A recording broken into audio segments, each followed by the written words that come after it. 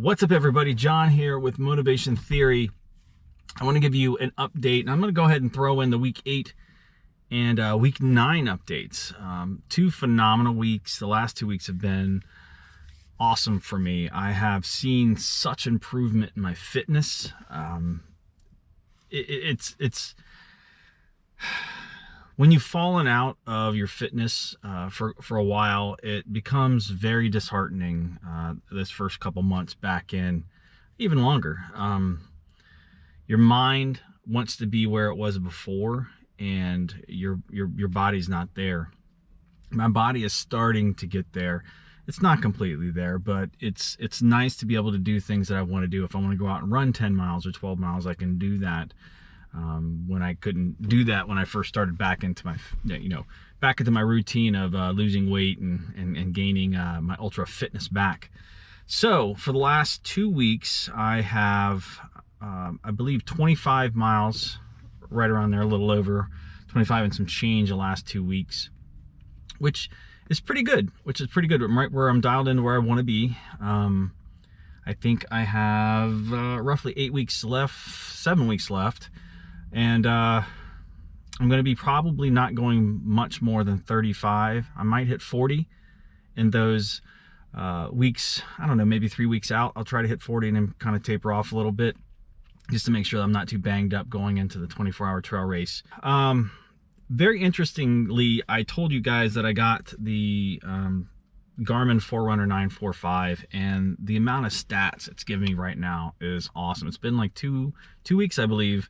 2-3 weeks, and I'm just now getting into digging through all of the details. I'm getting enough data to make it statistically relevant, some of the stuff that I'm seeing, and it's good seeing the numbers match up with how I feel.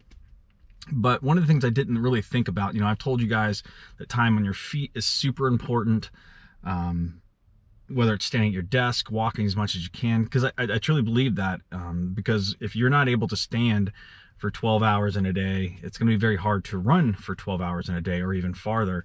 So what I noticed as I was looking through the steps, and I've been very deliberate about walking, taking walking breaks, and just making sure that I'm active and standing all day long as much as possible. And it's getting to the point where I'm averaging, to include my runs, 7 to probably 12 miles a day of movement. And that is my walking and the running, which is phenomenal. And the last, I think, 3 weeks, I've hit, I don't know, looking through my data, it's like 50 plus miles each week for the last 3 weeks. I think this week might have been a little lower. It might have been in the high 40s. That's awesome. That's right where I want to be, because I'm not going to be running this 24-hour race the entire time. It is too much climbing. There's too much elevation change. So there's going to be a lot of power hiking and along with mixed in with running.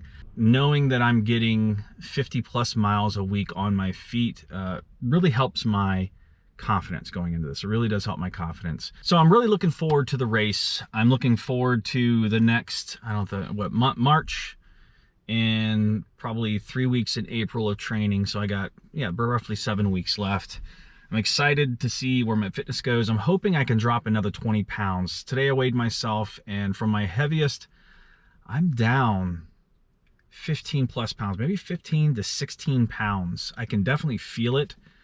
It feels tremendous as when you're losing weight and you're running. It's awesome to have the weight drop, and you can kind of see your times drop too. I think it's part of you're losing some weight and you're also gaining some fitness, but I definitely think there's something to be said for not carrying around extra pounds if you don't need to. So I'm hoping I can drop another 20. That will get me pretty close. That'll get me right around 200, which is still about 10 pounds heavier than when I normally race. So the stats on the Garmin 945, I still want to do a video on that. It's really, really cool. I'm getting enough sleep. I'm tracking my sleep, my hydration, my calories, and that's really, really helpful in keeping me honest and on track.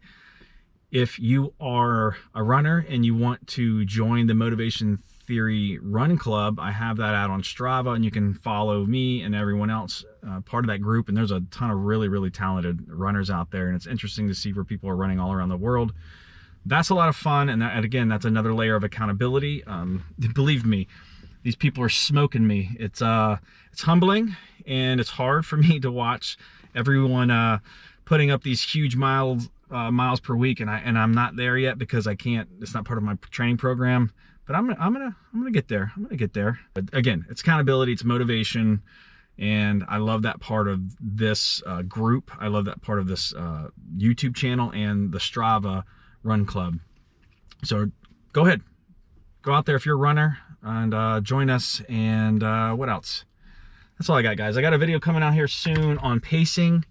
I'm burning up, and because I get a lot of questions on pacing for ultras, and I will explain my take and my philosophy when it comes to pacing, which is actually evolving a little bit now that I'm back into this. I'm trying to get a little bit faster and not be so comfortable with being slow, but we'll see how it goes.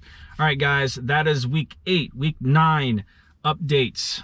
25 miles the last 2 weeks, probably well over 100 moving, to include walking and running, so in the last 2 weeks, which is phenomenal.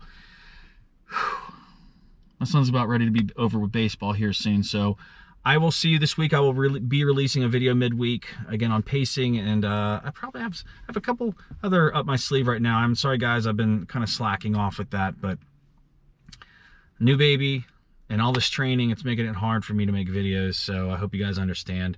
I appreciate your support. If you're not subscribed, please make sure you subscribe, and if you like this video, please make sure you hit that thumbs up, and I will see you next time. Later.